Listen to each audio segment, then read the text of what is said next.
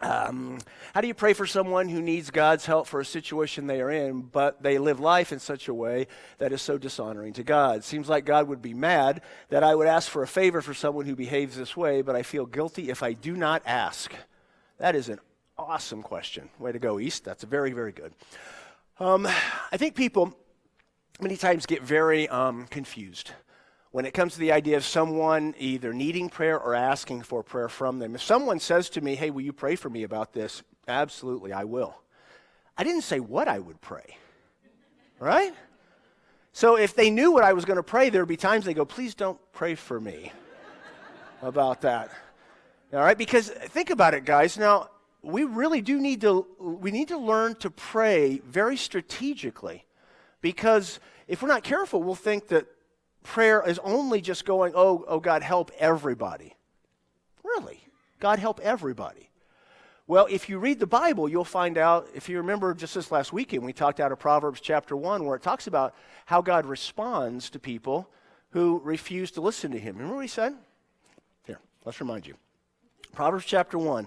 Because I remember the first time I saw this, I was in Bible college, and I read it, and I had to stop, and I went back and read it again. I was like, wow, that's intense. Let me just remind you of this.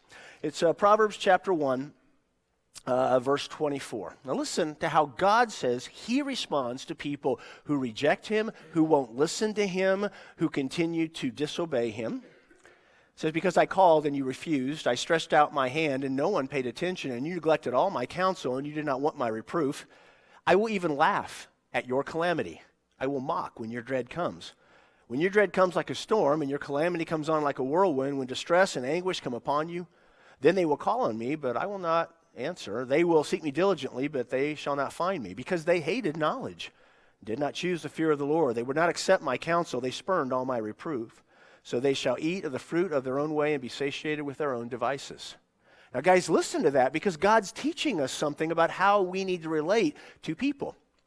He says there, if those people cry out to him, because they're in this situation because they rejected God at every turn, he says there, no, I'm not responding. Now you're thinking, okay, I see what God's going, oh yeah?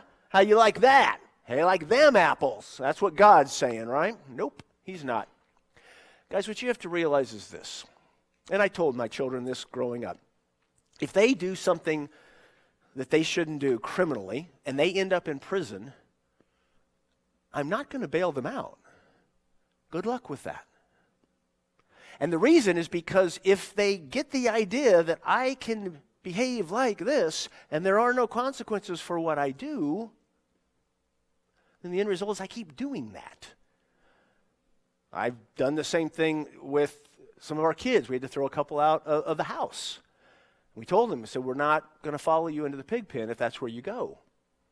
Because we have to realize that God tells us to have an understanding of right and wrong, of righteousness and ungodliness, and to be able to uphold that which is godly. And so, East, when someone does come to you and say, hey, will you pray with me? You say, absolutely, I will pray for you. And then what you do is pray, God, this is an opportunity. If you know the situation, sometimes you got to have a blanket prayer because you're not sure of the situation. But when you know that you've got someone who has no interest in God, and it's just kind of one of those things that, hey, yeah, pray for me or whatever. I volunteered to pray for people, once again, that would say, please don't, if they knew. But the reality is it gives us a chance to say, hey, God, hey, could you pay attention to this person right here, because they so need your direction. They need to feel what it's like to be broken. They need to, in that brokenness, then see their need to turn to you, because realizing what I'm doing isn't working. And when they understand that, now we've cared about the eternal things instead of the temporal things. So you look back and say, I would love to pray for you, and I will. But guys, pray strategically.